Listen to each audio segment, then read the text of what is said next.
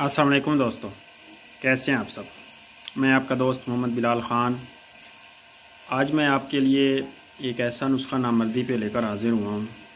ये जो नुस्खा है वैसे देखने में तो ये आपको आम सा ही नुस्खा लगेगा, और क्योंकि इसकी इतनी कीमत नहीं है, कम कीमत है, सिर्फ मेहनत ही है थोड़ी बहुत। और अगर कोई हिकमत को जानता है तो वो इंशाल्लाह इसको बना भी ज़रूर लेगा। ये इतना मुश्किल भी नहीं है और इतना कीमती भी नहीं है। और जो इसके फ़ायदे हैं, अगर इसके आप फ़वाइद की बात करें तो ये बहुत सारे कीमती से कीमती नुस्खों को भी जूते मारने वाला है। ये इस तरह का नुस्खा है। तो इसको बनाने के लिए जो है आपको सबसे पहले जो चाहिए वो बलावे चाहिए। बलावा एक अक्सीरी बूटी और ये काया कला भी होता है, अगर इसको आप सही तरीके से इस्तेमाल कर लेते हैं। नहीं तो ये जहर ही होता है, जहरीली चीज़ है। अगर ये आपके हाथों पे लग जाए तो उधर ये इन्फेक्शन पैदा कर देता है, ख़ारिश पैदा कर देता है। अगर आप इसको सही तरीके से इस्तेमाल करेंगे तो ये फिर काया कलब का काम भी करता है, और इससे बढ़कर फिर अक्सीर कोई है ही नहीं। उसके बाद जो दूसरी चीज़ है वो केचवे हैं। अगर आपको, मैं तो खैर बाज़ारी इस्तेमाल कर रहा हूँ केचवे, क्योंकि मुझे इधर से नहीं मिलते केचवे।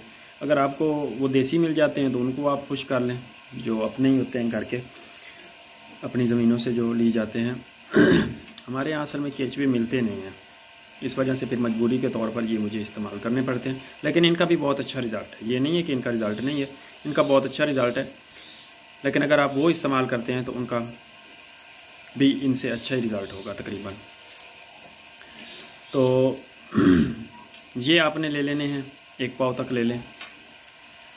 और केचवे, ये बलावे, ये आपने अपनी ज़रूरत के मुताबिक लेने हैं। अब फ़र्ज़ कर लें कि आप आधा किलो ले लें बलावे, तो उनका आपने ये टोपी वगैरह उतार के अच्छी तरह से उसको काट लें या कूट लें, जो भी कर लें जो आपको आसानी से लगे। अगर आपके हाथ के ऊपर ये लग जाते हैं और ख़राश पैदा करते हैं तो इसके लिए आपने वो लगाना है अखरोट का तेल। अखरोट का तेल लगा लेंगे तो ये आपकी जो तकलीफ़ है वो दूर हो जाएगी। लेकिन आपने एहतियात ज़रूर करना है। पहली बात तो है इसको आपने लगने ही नहीं देना, और तेल वगैरह पहले हाथों पे लगा लें और फिर ही ये बलावे वाला काम किया करें। अच्छा जी, तो इसका आपने पताल यंत्र के ज़रिए से तेल निकाल लेना है बलावे का, बलादर का, और इनको आपने अच्छी तरह से कूट के पाउडर बना लेना है केचपों को। ये आपका पाउडर तैयार हो गया और ये आपका तेल निकल गया। तो इसको आपने किसी खरल में डाल कर तेल इसके ऊपर इतना डालना है इन केचुओं के ऊपर कि ये एक इस तरह से मुरक्कब बन जाए कि ये गोली बनाने के काबिल हो जाए, गूंदने के, जिस तरह से आटा गूंदा जाता है, और थोड़ा सख्त हो कि ये गोली बन जाए आसानी से। तो आपने केचुओं की जो है वो लंबूतरी, केचुओं के पाउडर की लंबूतरी सी गोलियाँ बना लेनी है, और फिर से आपने दोबारा से इसका पताल यंत्र के ज़रिए से तेल निकाल लेना है। तो ये आपका केचुओं का, खरातीन का, ये आपका रोगन हासिल हो गया है।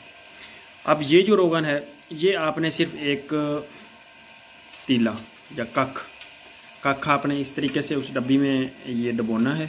इस तरीके से वो डब्बी में गया, जितना उसके साथ वो तेल लग गया वो आपने पान के पत्ते के ऊपर ऐसे फेर देना है।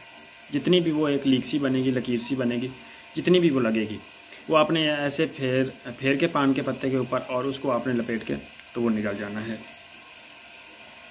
तो इस तरह से आप इसको 10-12 दिन इस्तेमाल करेंगे तो जितना भी गया गुजराना मर्द होगा वो इससे मर्द बन जाएगा, जिसको इंतशार नहीं आता, ढीलापन, टाइमिंग कमी, तकरीबन जितने भी अमराज हैं ना मर्दाना कमज़ोरी के, और ये उस सब पे काम करेगा। इसके साथ आपने दूध, घी और मुर्गन ग़िज़ाएँ, गोश्त हो गया, अंडा हो गया, ये इस तरह की चीज़ें इस्तेमाल करनी है, अच्छी खुराक इस्तेमाल करनी है, और ये सारी आपकी खुराक हज़म करेगा और जज्बे बदन बनाएगा, और इंतशार और मर्दाना कमज़ोरी को तो जड़ से ही ख़त्म कर देगा। इंतशार आपका बहुत ज़्यादा बढ़ा देगा। ये बहुत ही अच्छा नुस्खा है और सस्ता है, इतना महंगा भी नहीं है। आप दोस्त इसको बनाएं और इस्तेमाल करें। मैं ये जो तेल बना रहा हूँ, मैं आगे एक मुरक्कब बना रहा हूँ, तो असल में मैंने ये तेल उसमें डालना है। तो इस वजह से आप दोस्तों की नज़र भी ये नुस्खा कर दिया है। आप इसको बनाएँ और इस्तेमाल करें, और अपने भाई को दुआओं में याद रखें। बहुत बहुत शुक्रिया जी। अल्लाह हाफिज़।